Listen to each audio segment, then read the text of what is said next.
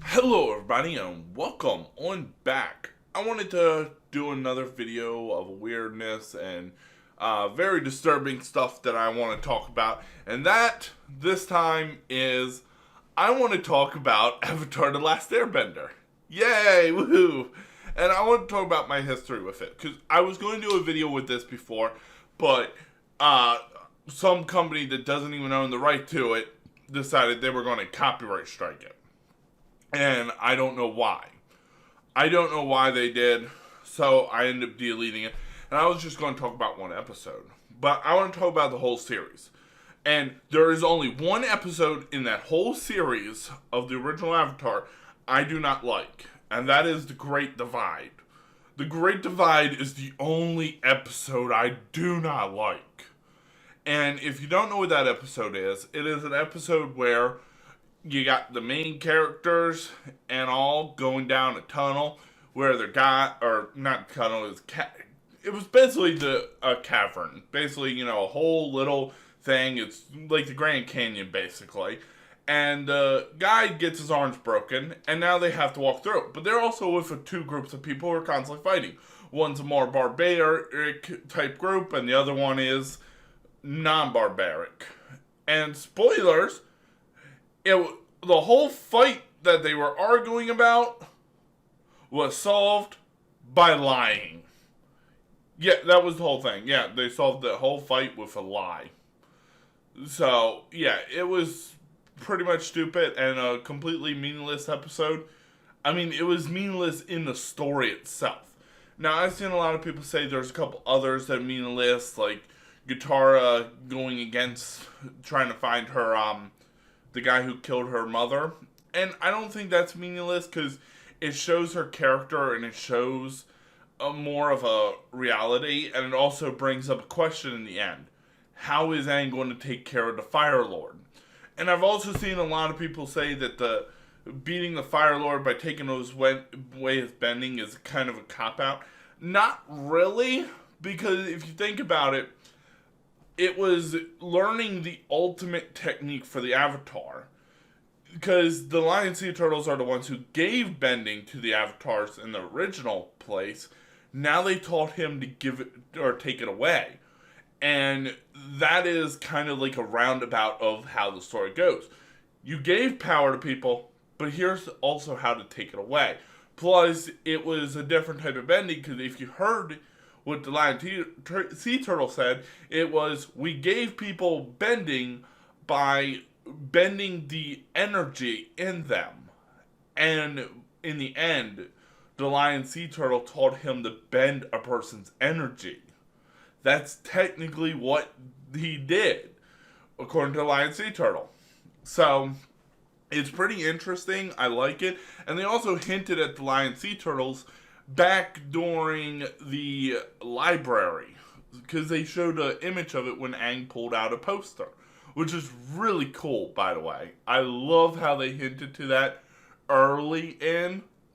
That was second season, mind you. And again, Toph is my favorite character, everybody. Toph is my favorite. I cannot stress it enough. Toph is my favorite.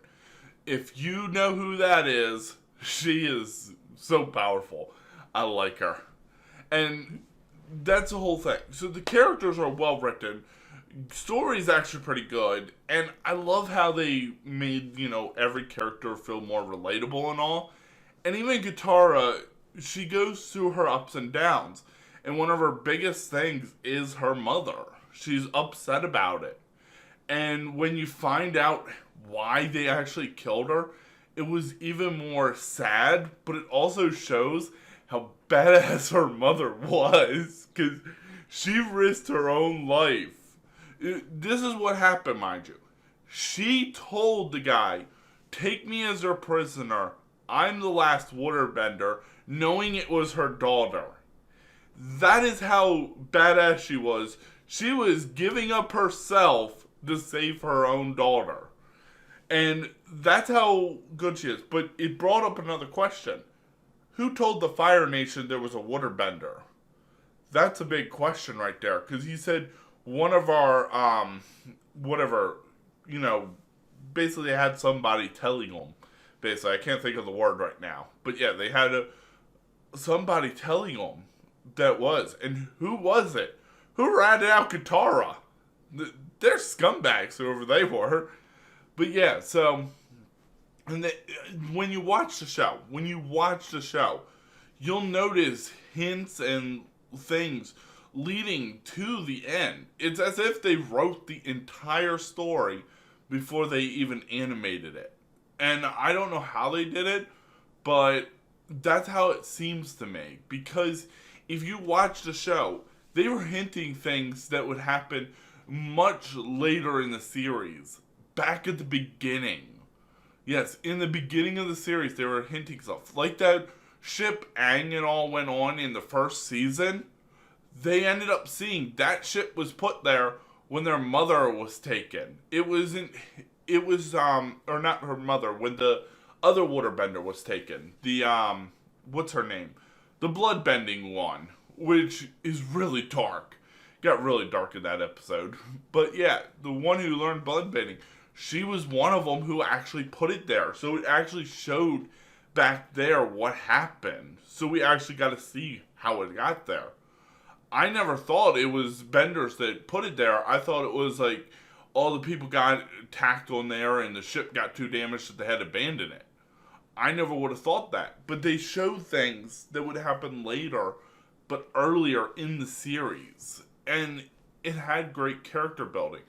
And I know a lot of people don't like the one episode where Aang hid the paper away from Katara and Sokka because he was afraid they would leave, saying it was out of character. But I don't think that, because if you remember, he had just found out that his teacher, who was like a father to him, was dead. And they said that we are a family, and if they leave him, it sounds like he was upset thinking his family would leave him. And he was scared about losing his new family, which makes a lot of sense within that character. So, and I don't really know but what a lot of people think, but man, I love the original Avatar, and I just rewatched the whole series. It took me an entire week, but I just rewatched it, and I would give it a watch. It is on Netflix now, so you can watch it on Netflix if you got Netflix. I don't know if it's on Hulu. I don't have Hulu, so I don't know if it's there. But it is on Netflix. It is great, and it's I also love how they do the seasons. Instead of calling season 1, 2, or 3, they call it book 1, book 2, book 3. And each episode is like chapter 1, chapter 24. So each and every episode is like a chapter to a book. And I love that idea, and it's very unique. Plus, it got the anime art style, and I love anime. Come on. Anime is one of the best forms of animation nowadays. You can't find anything good on TV. Most shows nowadays on TV aren't good. I will say it right now, most aren't good. Especially when they're remaking shows. Like the original Powerpuff Girls was really good, and now they're remade it into something garbage. There is a whole episode in that series that makes me laugh more than anything. And it was a whole episode in Powerpuff Girls. And this shows the difference in media now compared to them. This episode was a big, powerful guy who was manly and strong and tough and would defeat anyone with his ultra masculinity and all that. And how did the 3 Powerpuff Girls kill him? Well, they turned into a flaming pussy. I'm not even joking. It was a cat that was on fire. The joke is, they beat him with a flaming pussy. Yeah. That was a joke in a kid's show. Yeah. And I'm not even joking. And it was the only time they ever did that power. And it was so out of left field. And even as a kid, I got the joke. I was not one of those kids who didn't get it. But it was hilarious because that's how you beat them. That really is. Which is hilarious. And that's the thing. A lot of shows do this. back in the day. A lot of shows, 90s, early 2000s, even in the 80s, which I wasn't around during, there was a lot of shows that had jokes like this. Nowadays, it's let's use old memes that are already outdated. And when you look at something like Avatar, there was jokes in there that reminded me of back in the day. Like, for example, there was a joke where they meet hippies. They were hippies. They called themselves nomads, but they were just hippies. That's all they were. And they were the stereotypical hippie and all that, We don't get common sense type deal. And one of the jokes in there was Sokka, once they get out, he was asked by Katara, why is your forehead so red? The one hippie guy goes, don't freak out, guys, but I think that guy's the Avatar. And you just see Sokka hit his forehead and get even more red. And it's like, yep. Is that guy on drugs? And that's all I could think of. The guy was so much on drugs that he was just out of it. He was high the entire time. That's how he acted. He acted like the hysterical hippie type deal, always high and not even knowing what's going on or what's around you. And that's what I loved about the show. And because they didn't really do stuff, but they had other jokes, and you even see the turmoil. Now, some turmoil seems like it came out of nowhere, like they just start fighting out of nowhere, and it's like, well, that's just stupid. Why would you start fighting out of nowhere? The last episode you were good, and it kind of leads to stuff. Plus, I hate how they ended it. No, mind it, I do know that they finished it in the comics, but I don't know where to find them. But, basically, it ended with Sokka saying, where's my mother? That's it. That's how it ended. Where's my mother? I want to know. And I don't know where to find those comics. So, I don't know. And I don't know if it's considered comics or book, whatever you call it. I call it comics because whatever. But, they answered it. But I don't know where to find them. So, I can't find the answers. I do know what happened because YouTube's a thing. But I still can't find it either way. So, all I'm saying is, shows like this that were happening around this time era were a lot better than shows nowadays. I can't stand a lot of the shows nowadays because they're not entertaining, they're not fun, and they're directed mostly to little kids. And the thing is, years ago, shows were directed towards kids and adults. For example, looking at shows like Rugrats, which was obviously a kid's show. I loved it as a kid. And I missed a lot of jokes like Grandpa saying that angry space vixens is for after the kids go to, or not angry, sorry, lonely space vixens. That's the name. Lonely Space Vixens. That's the name. I can't pronounce words today. That show was for when the kids went to bed. I never got that as a kid. Later in life, I realized, oh, so you're going to have adult fun time by yourself. Ah, man, it's hotter than it sounds. But that's the type of jokes that were in kids' shows. There were adult jokes. Like, there was Two Stupid Dogs. This movie's caca. Why would people watch this? Then you just go in a zoom out view and see all the cars just bouncing around. And if you don't get the joke, it's adult fun time. That's the only reason they would come to the movies. And that's what I loved about it. Because they were good jokes, but they were meant for the adults. Most kids wouldn't get these jokes, but the adults would. And shows were built for that, type of audience. In fact, cartoons used to be for adults, not for children. That was how they were originally designed, for adults. And over the years, they just said, no, just kids. Kids and kids only. No adult would watch cartoons. My freaking grandmother watches cartoons. Yes, my grandmother watches cartoons. She's in her 70s and she watches cartoons. Or late 60s? She's 70s or 60s. I know my grandfather's in his 70s. Should probably ask her. Yeah. Well, anyways, point is, she still watches cartoons, but my mother doesn't. So you're like, okay, well, you have grandparents who do, but parents who don't. Okay, what's your point? My point is, there are some adults who still watch cartoons. Even I watch cartoons. But anything that's on nowadays aren't as good as things like the Avatar was. And they're now just trying to go to a more of a kid base. And even Avatar had jokes in it for adults. Can't really think of any off the top of my head, but I remember that I did catch a lot when I was watching it. And there was a lot of animation errors still, I noticed too. But it was a good show, and it fits both kid and adult personality. I mean, there was some silly jokes, there were some crazy people. Heck, out of the supporting cast who wasn't part of the main group, one of my favorites was King Boomy. And one of my favorite jokes from him was when he met up with the gang right around the end during the 4-part finale. He was asked by Sokka, how did you escape? He said, I didn't escape, they all escaped.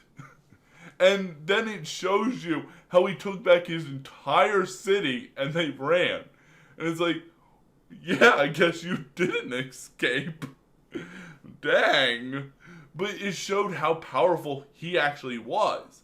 And knowing how powerful he was, and then also knowing that Toph is the most powerful earthbender, you realize she is still so young, yet is so powerful she can compete with Boomy. Imagine how powerful she will be once she's his age. 112. I'm not even joking. Boomy's 112. He was friends with Aang, at least 100. I don't know about 12, but he was friends with Aang before he froze in ice. So even that shows a difference in power. And it gives you kind of an example of how strong people were. But then you look at the shows now and it's like, well, if you have anything a threat, it has to be a world-destructing threat. You have to be able to blow up an entire world. But that's like, well, yeah, but why? And sometimes it's not even a real threat. I mean, look at stuff like the Powerpuff Girls, which I've watched a bunch of episodes in there. They don't really have any threats. I mean, him was one of the most terrifying characters in the original. Just his voice alone scares you. And he is considered so terrifying, no one ever calls him by his actual name. It's always him. Everyone's that terrified of him. And it shows when the Powerpuff Girls went through time and it showed what he was capable of. That whole episode was terrifying. As a kid, you would be terrified seeing that. But nowadays, you don't have shows like that. Nowadays, it's all happy sunshine rainbows and a few odd good ones. One of the last really good shows I could say that were for kids that even ended well was Gravity Falls. And that went in some dark areas itself, but it had adult humor in it. Even things like Star Forces of Evil had adult humor, but it ended on a pretty much, well, screw you type ending. And then even with Steven Universe, how it ended with the final season, it wasn't really a satisfying ending. It felt more like it was just wrapping everything up into a neat little bow, but not giving you anything substantial with it. So you just don't really care in the end. And mind it did wrap it up good enough, but it still wasn't something substantial, considering White Diamond was built so high up, and then it ended with such a cop-out on that fight, and then it gives you another season and it ends with nothing. Just nothingness. That's how it ends. And it's kind of a really sad way to do it. But Star vs. Evil is just, well, we got to give you a happy ending. And it's like, no. Why did you remove the magic in the first place? That shouldn't have been the fix. You had other options. Plus, you just put in plot points that lead nowhere right in the end. Why would you do stuff like that? It wasn't really a good way to end it. And it seems like they want to do more, but networks wouldn't allow them. And that's where a lot of shows now are failing, is networks. And the only option I could think to fix that is start making your own medias independent. If you want to make something really good and not have network control, that, or make sure if they take it up, you get full creative control. Because a lot of networks are what's screwing shows too. And I've noticed that. But then there's other things that aren't. But this is basically my thoughts on media nowadays and in cartoons in general. I don't really like a lot of live action stuff in first place. I've watched a lot of it. It just never really entertains me because I don't really like the slow paced stuff that happens with live action. I like it more when you can do stuff like you can with animation that you can't do live action. So that's pretty much my thoughts though. And let me know what you think about my thoughts on not just Avatar, but also on current animation in general right now. And yes, I am not going to be putting up any videos of any of these shows up here because I get copyright striked every time I use any type of clip. I put 3 seconds in one video I was trying to do and they copyright claimed it. And it was a static image, mind you. So, saying that my video was theirs. So yeah, I'm not doing that because I'm not going to deal with that BS. So, anyways, I hope you all enjoy, and I'll see you in the next one. Bye, everyone.